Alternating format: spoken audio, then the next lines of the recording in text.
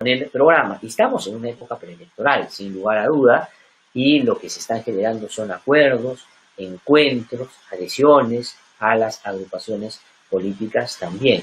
Y hace unos pocos días fue anunciado lo que creo yo todos los medios de comunicación han resaltado como importante y como positivo, y es que personas que han estado en la vía pública y en la política en los últimos tiempos hayan decidido de cara al próximo proceso electoral afiliarse a una agrupación política con el ánimo de participar justamente activamente en las agrupaciones que hoy día las están albergando. Y es el caso de Flor Pablo, que fue ministra de Educación, pero que tiene una larga trayectoria en el Estado y que, digamos, lugar donde ha estado, ha tenido reconocimientos y ha tenido un buen paso, para decirlo en términos más coloquiales.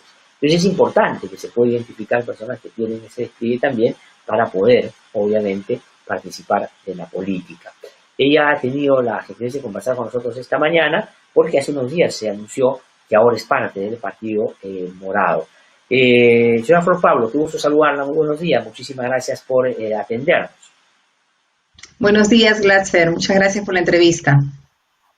Ahora, una pregunta que está más vinculada a la decisión y después entramos a hablar del problema y de lo que habría que enfrentar de manera ojalá más firme en materia de educación en nuestro país. ¿Qué cosa es lo que terminó de convencerla de que el Partido Morado es la agrupación política en la que considera usted se podría desarrollar la posibilidad de hacer cambios significativos en educación, que es el tema en el que usted está involucrada hace bastante tiempo? ¿Qué tiene el Partido Morado que no tenía otras agrupaciones políticas que, digamos, imagino también han tenido el interés de que usted pueda acompañarlas en esta etapa y, por supuesto, en el gobierno si llegan a hacerlo? Bueno, lo que me ha convencido en el caso del Partido Morado es que hay una coincidencia a nivel de principios, a nivel programático. Creo que además su mirada del desarrollo no es una mirada, y de la educación no es una mirada sectorial, escolarizada, sino más bien en términos amplios, ¿no? La educación considerando para comenzar desde los más pequeños hasta los adultos, o sea, una educación continua a lo largo de la vida, y una educación que no viene, como digo, solamente desde el sector, sino una educación que pasa por dar condiciones como alimentación, salud, bienestar y, por supuesto, las condiciones de trabajo digno para las familias. Es una mirada integral poniendo al centro a las personas. Eso es algo que para mí ha sido importante, como digo, además de esta ubicación en el centro, que creo que va, ¿no?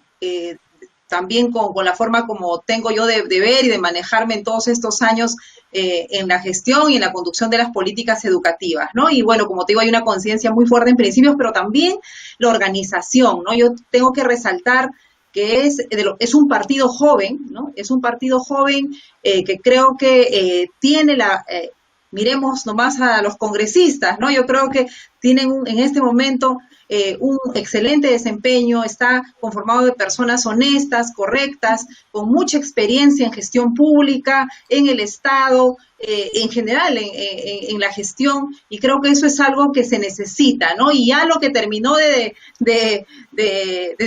hacer que tome esta decisión fue en realidad el contexto en el que estamos, Glatzer.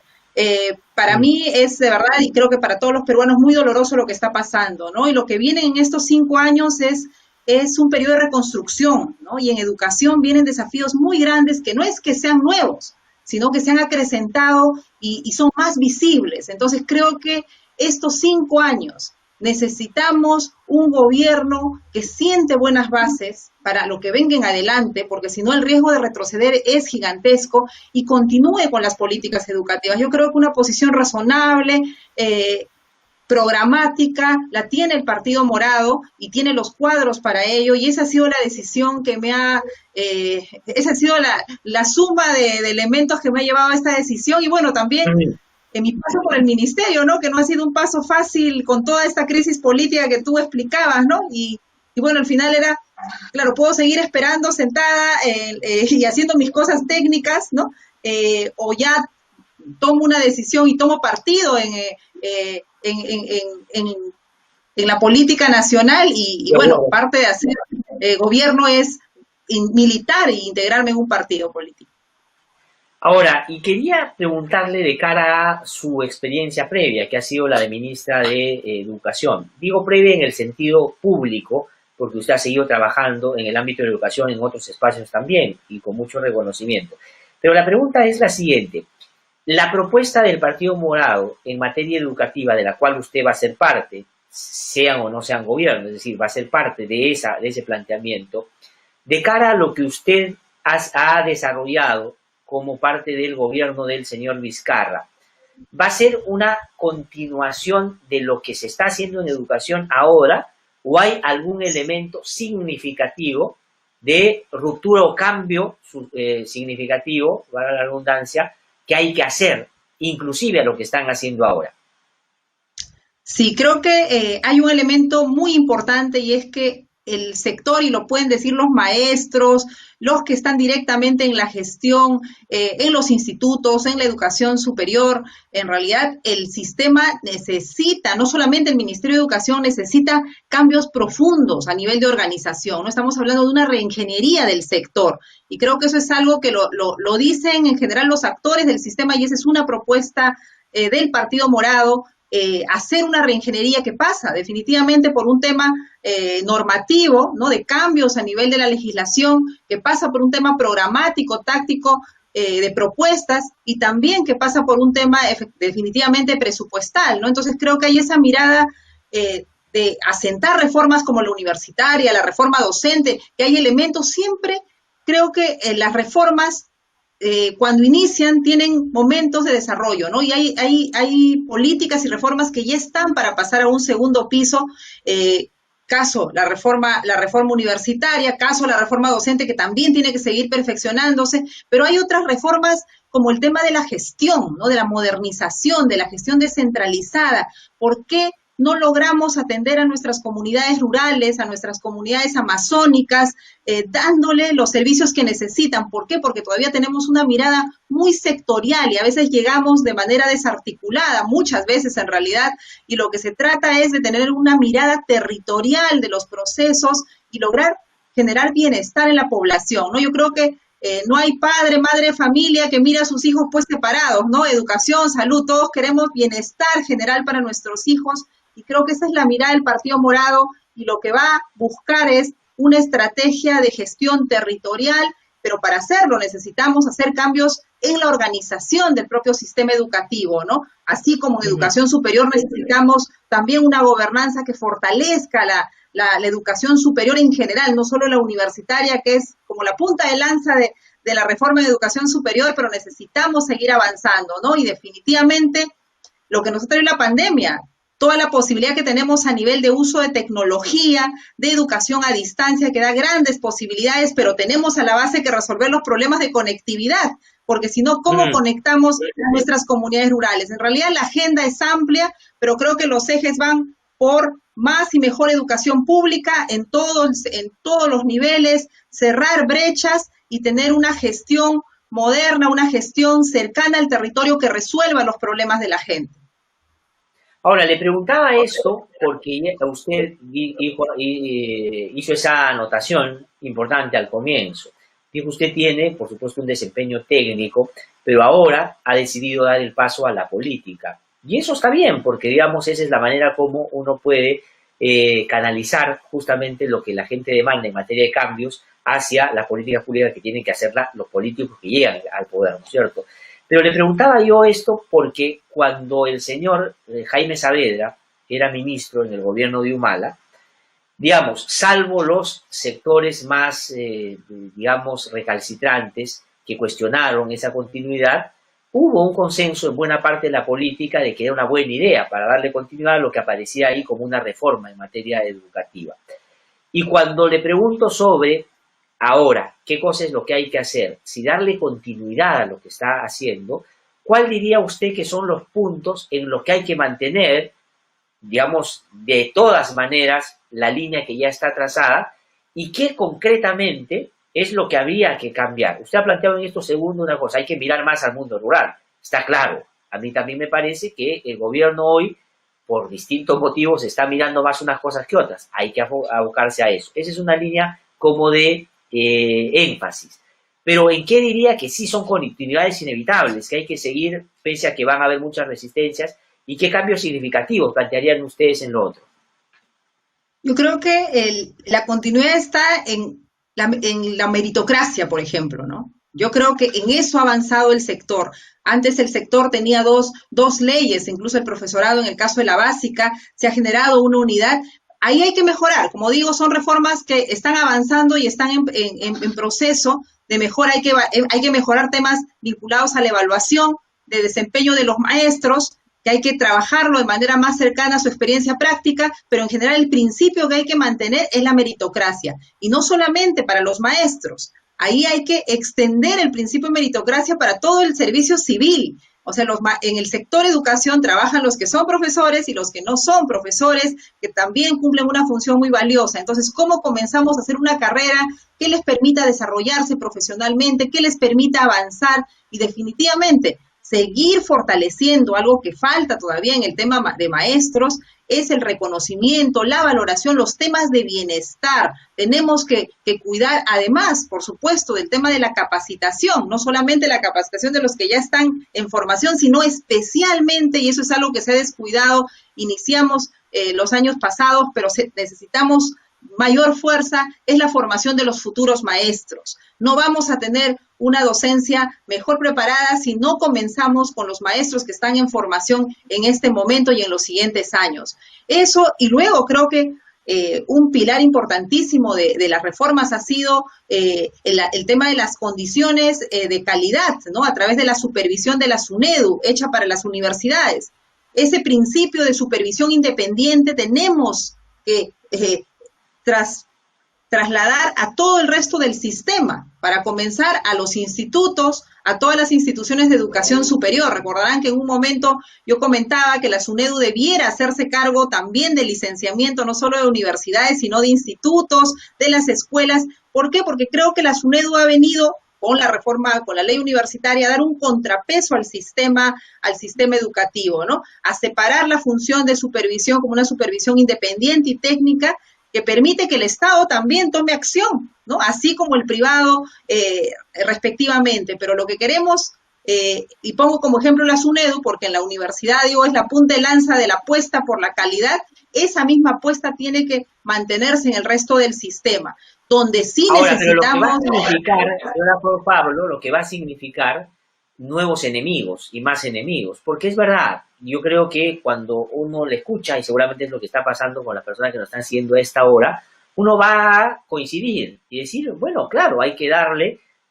al sistema educativo, desde una mirada comprensiva, cierta certificación de que no esté estafando y que está haciendo las cosas como corresponde, no como hacían las universidades Bamba. De acuerdo, ahí todos estamos de acuerdo, pero eso es más fácil decirlo que hacerlo. Miren todo lo que ha costado el tema universitario, y hasta ahora, digamos, hasta hace poco casi dan golpe de Estado porque querían bajarse la SUNEDU, para que vean ustedes los niveles, ¿no es cierto?, de cómo la política entiende eso que la SUNEDU ha hecho. Para comenzar, en la CONFIEP, en la presidencia de la CONFIEP, no sé si estarían tan de acuerdo con certificar a todos los institutos, para comenzar, por ejemplo. Entonces, lo que quiero decirles, ¿están preparados para dar esa pelea? ¿Lo harían con los colegios privados también? ¿Cuál va a ser la relación de lo público y lo privado en materia educativa? Que la pandemia nos ha planteado ese debate, porque muchos colegios privados se han tenido que cerrar. ¿Y a dónde van esos estudiantes? Al público. Es decir, al final el Estado tiene que hacerse cargo, porque es su responsabilidad, de lo que los privados no pueden resolver.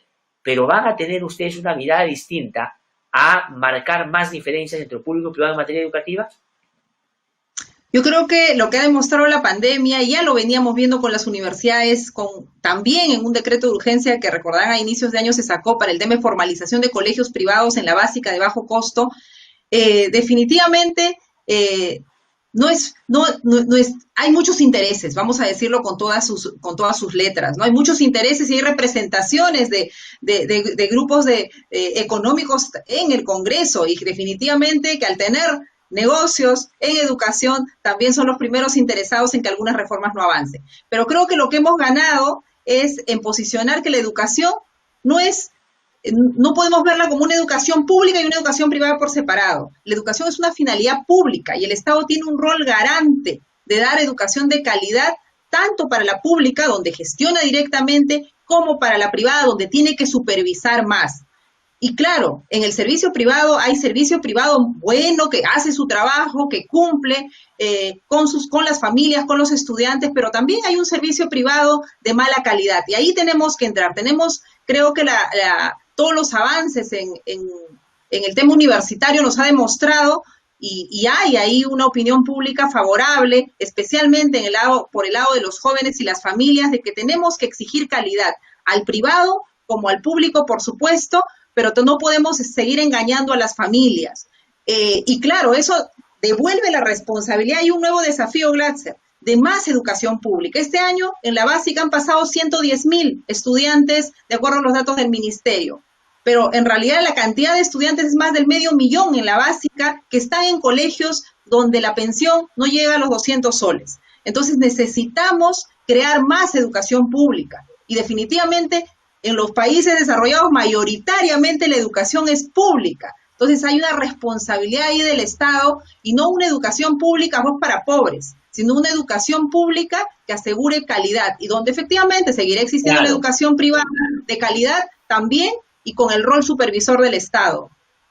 No, hay algunos países que no tienen educación privada y el público, y digamos, pero ahí funciona pues lo que es la predictibilidad en el manejo en la gestión pública. Yo pago mis impuestos, no importa que sean muy altos, en algunos países llega a ser el 40%, porque sé que al pagarlos tengo educación, salud, justicia y seguridad recontra garantizados con altos niveles de calidad.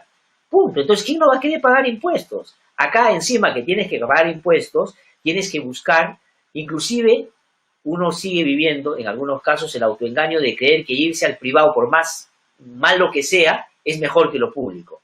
Y cuando estamos viviendo un autoengaño, porque no se están preparando los chicos y las chicas como corresponde. Pero quería plantearle otro tema en el que me parece usted, además por su propia trayectoria y su propia condición, porque usted es maestra, le ha puesto énfasis y me parece que esa es la línea central de la reforma. Los maestros y las maestras, ¿no es cierto? Y a mí he estado revisando los datos y durante su periodo como ministra de Educación, no ha tenido, por decirlo de alguna manera, tensiones tan fuertes con los maestros, o en todo caso no es que se han públicamente difundido mucho y se han tratado de pronto de buena manera. ¿Eso qué puede significar de cara a lo que ustedes proponen en la relación con los maestros? Porque, digamos, sin los maestros y las maestras no es posible ninguna reforma, y muchas veces, de verdad, hacen esfuerzos notabilísimos los maestros y las maestras para hacer, me consta eso, ¿no es cierto? Además soy hijo de maestro, o sea, sé lo que hace. Pero a veces se dice que no son capaces, que son haraganes, que no hacen esfuerzos, que están, cuando eso no es verdad. ¿Cómo hacer para poner o reivindicar a los maestros y las maestras? Lo que tú dices, Glatzer, me parece excelente. En primer lugar, creo que hemos construido la imagen de los docentes socialmente desde la carencia, desde lo que nos falta. Y siempre me van a oír a mí decir, ¿a qué profesión no le falta seguir avanzando? Pero todos los problemas de la educación le hemos responsabilizado a los maestros. Definitivamente nos falta como profesión seguir avanzando y seguir mejorando. Pero lo que han demostrado los maestros, y me parece como mensaje muy potente en esta pandemia, es que los profesores están dispuestos a asumir todos los retos. El tema de las capacidades digitales era un pendiente, ¿no?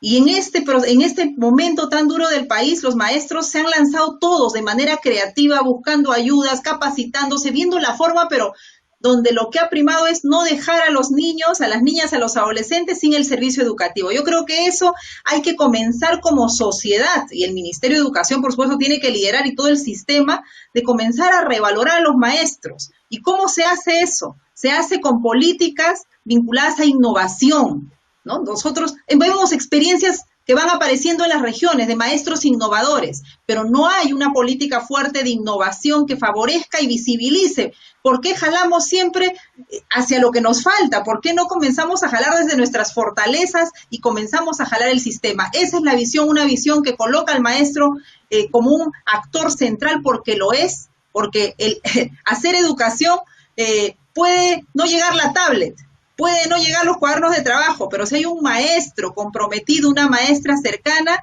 el aprendizaje va a tener continuidad y se va a poder asegurar. Entonces, políticas de innovación, políticas de bienestar y, por supuesto, el diálogo. En este tiempo que te decía al inicio, tan difícil, que vamos a tener que vivir un momento en realidad de reconstrucción, lo que tiene que ocurrir en términos de dinámica social es el generar acuerdos. Y creo que con los maestros tenemos que abrir el diálogo, porque se puede dialogar, se puede conversar, se puede construir propuestas y llegar a un punto de acuerdo para una gobernanza, ¿no?, en la educación de los siguientes años, y donde lo que venga no sea el enfrentamiento, no sean las grandes huelgas, sino lo que venga es una gran movilización por recuperar educación pública, por acercar servicio a nuestras zonas rurales, a nuestras zonas amazónicas. Realmente los desafíos son grandes. Solos no los vamos a poder hacer, definitivamente. Tiene que ser con los maestros, con las familias, con las autoridades locales. En realidad vienen tiempos de sentarnos y construir desde la diversidad, porque ese es otro elemento.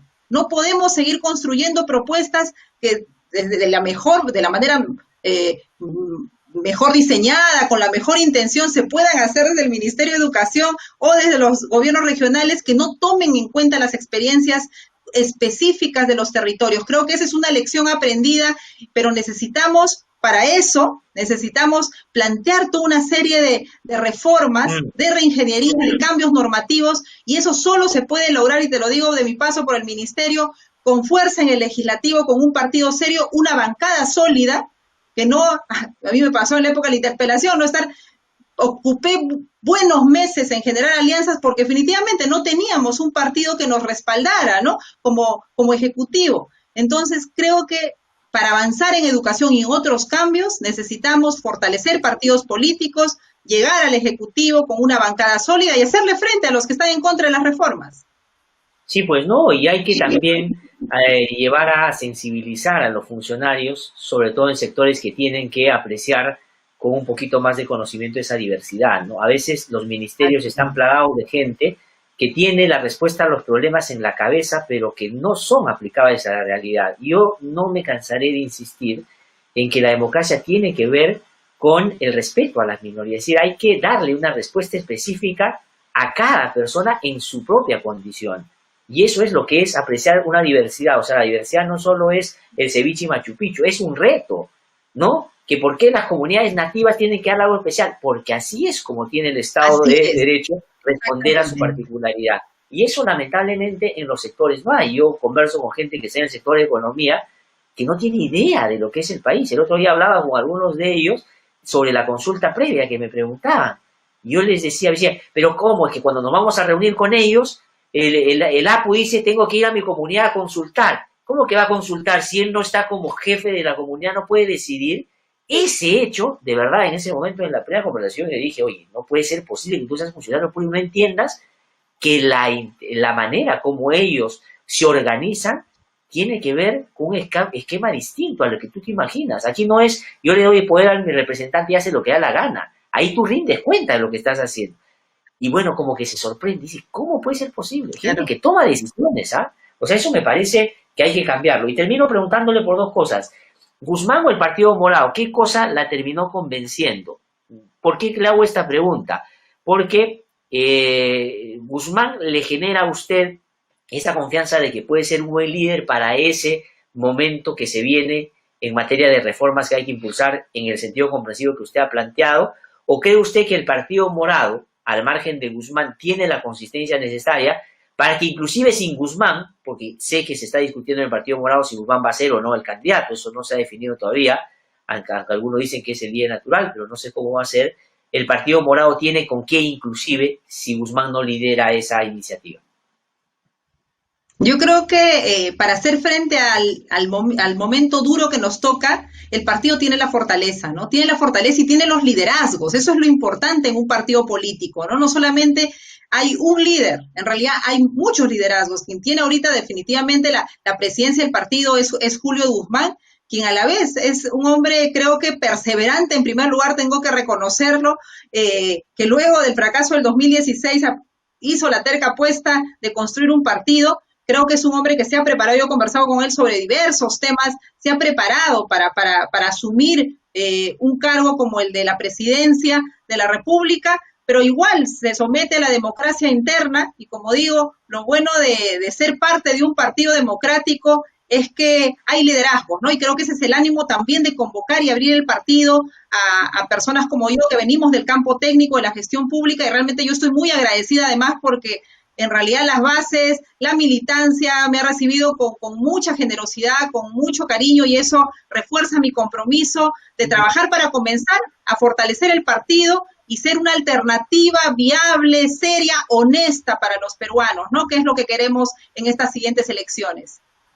¿Le parece, y aquí termino, poco responsable que el presidente de la República haya anunciado que el próximo año, el año escolar, se inicia de manera presencial? Ha sido demasiado optimista porque, claro, se ha puesto una valla que materialmente es imposible, porque si la vacuna va a llegar, digamos, el primer trimestre, con suerte, y es verdad, a los niños no se les va a vacunar, ya los especialistas han dicho por qué, pero el entorno de los niños existe, es decir, los adultos viven con los niños, en fin, pueden ser transmisores. ¿Le parece que se ha dejado llevar mucho por el optimismo de pronto y ha lanzado una cosa que no es viable, o le parece que sí es viable? Yo creo que hay que tomarnos con calma el reinicio del año siguiente, ¿no? Todos quisiéramos. Yo también tengo 3 hijos en edad escolar y, por supuesto, la educación de los menores es eminentemente presencial y vemos, ¿no? Las dificultades que hay, no solamente la parte académica, sino sobre todo la parte de la convivencia, de la interacción. Pero creo que hay que ir viendo cómo no estamos todavía en una pospandemia, ¿no? Los escenarios, todavía estamos ante escenarios poco predecibles, entonces creo que hay que ir con calma y a la vez lo que hablábamos antes, la diversidad de nuestro territorio, la diversidad como se va expresando y como también tenemos las condiciones para atender el retorno a la presencialidad. Yo creo que esa es la expectativa es que vayamos haciendo el retorno, sea definitivo o de manera semipresencial, que es lo que yo plantearía, pero hay que ir viendo cada territorio con especialmente la conversación, los reportes que nos hagan el Ministerio de Salud, ¿no? Creo que lo que está por delante aquí es la seguridad, la salud, la vida de las personas, y eso es algo que hay que mantener por delante y definitivamente ir viendo cómo hacemos un retorno progresivo, ¿no? Pero creo que, en todo caso, creo que la idea ha sido volver, tenemos que volver, ¿no? Y eso creo que nos anima, pero hay que volver tomando las precauciones y mirando los diversos escenarios. Creo que el optimismo tiene que venir también con un poco de realidad.